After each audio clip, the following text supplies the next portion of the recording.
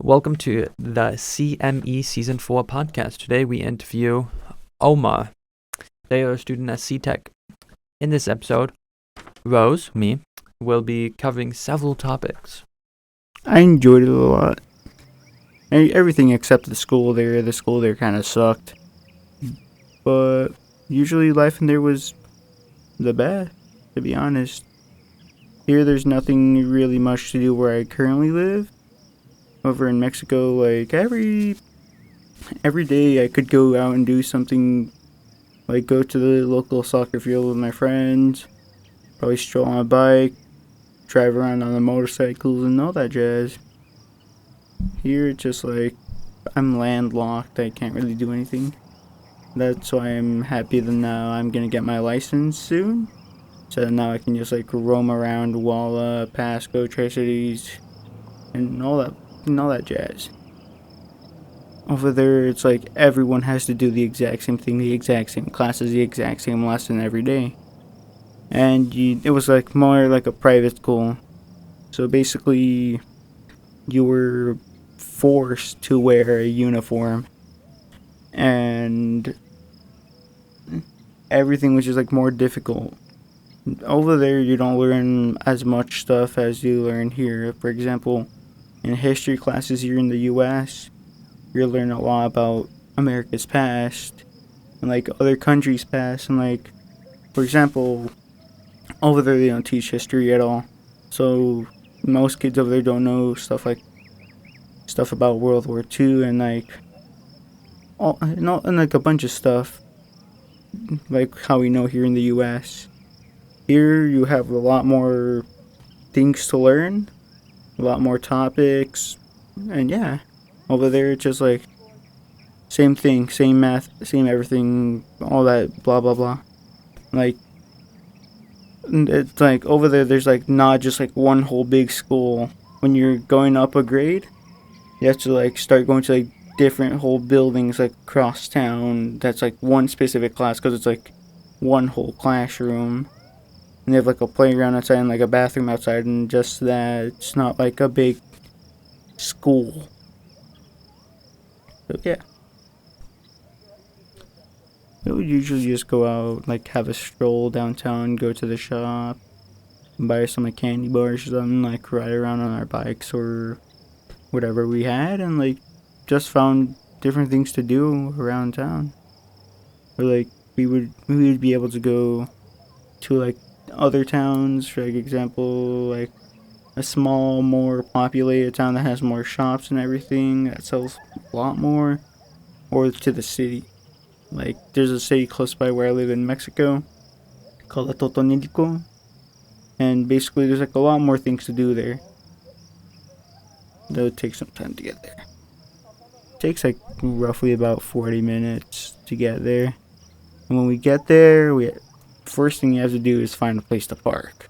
Obviously, because it's like a very popular area. There's not enough parking spaces, so they have like these whole parking lot areas where you just drive in your car, you just leave it there for a bit, and when you're leaving, you have to pay for it for the time that you had there. Like they dock the time that you entered, and like they know, and like they write down like the time that you left, and like from that they estimate how long you were there. And basically, you just go in, you like walk out, and like you just do whatever you're gonna do. Usually, we would just look around shops. We would buy stuff at the stores, cause like over there's like a lot more variety of what you can buy, and like surprisingly, you can buy a lot of illegal things there. But like we would just buy like soccer balls, all like equipment and all that stuff.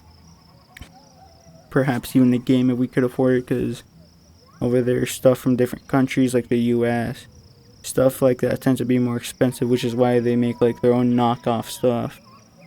For example, here in the US we would have like Transformers figures, like official stuff from like Hasbro. Over there you would see like third party stuff that's like made out of like extremely cheap plastic that'll snap within like a minute of opening it. And yeah, there's a lot of cheap stuff there, but it's pretty good. In the city I usually land in, that's like 2 to 3 hours away from where I live. It's called Guadalajara. They have a zoo there, or that's hanging basically off a cliff. Basically, I don't know how that works, but it's like a zoo that's hanging off a cliff that's connected to a theme park called Selva Mágica.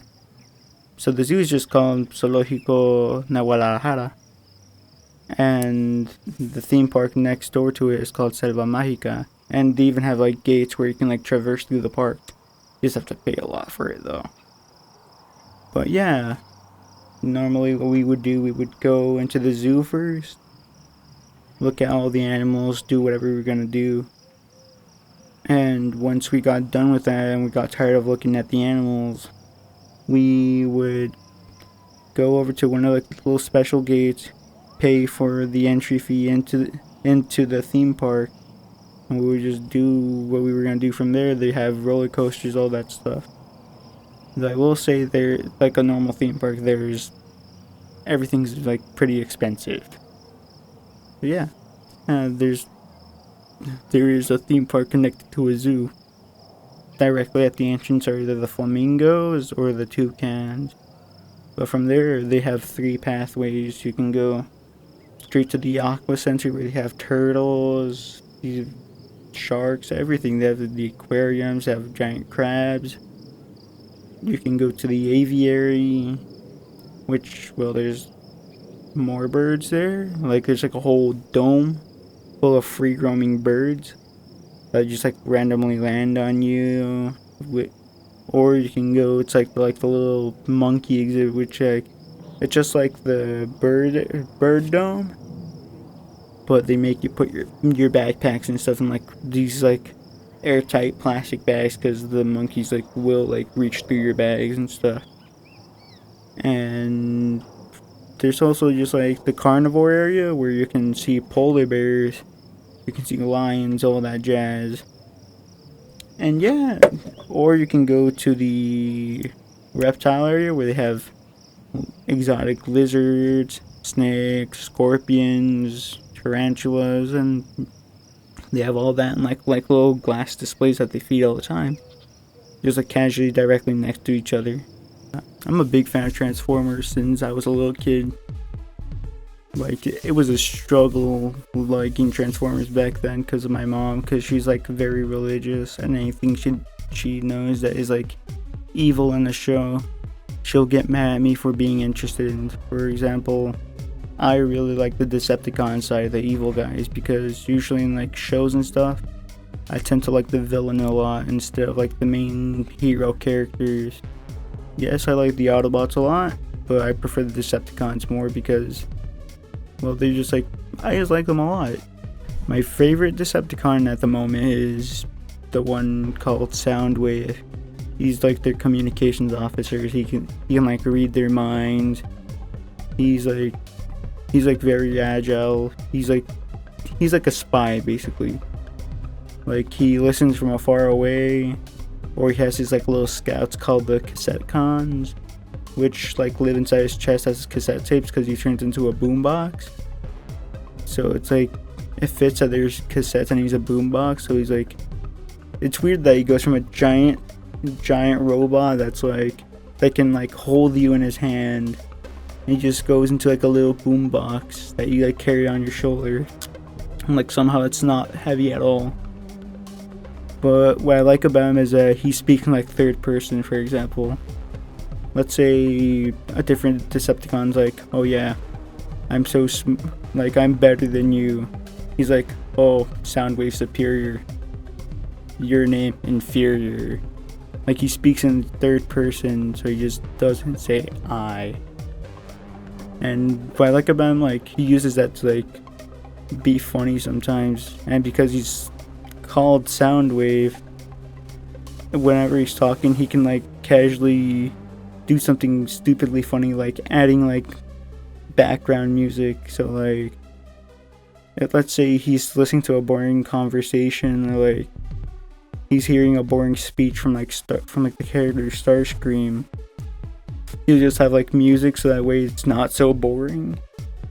And yeah, that I really like the Decepticons a lot. I like Transformers, like the lore is like in the show, it's just like a funny gag cartoon show. Like but like once you get into like the comics and stuff, like you get to see how brutal these guys really are. The only times you got to see how brutal they were in the 1986 movie, because within the first 5-10 minutes, all the Autobots are wiped out and like replaced with like new generation of Autobots. Same with the Decepticons, because like they die in like a big battle, but most of the cast survives. But in the comics, like they get way too brutal. For example, Optimus Prime accidentally crushes a deer and like buries it, and he's like, that's how he finds out how fragile life on Earth is. And then Megatron finds the dead deer and just like stomps on it, because like he knows Optimus buried it, because he can like sense Optimus's blood on it. And in one part of one of the comics, Starscream just picks up a random human and just crushes it in his hands. Like he like claps his hands and like starts rubbing them together and like just turns him into gunk.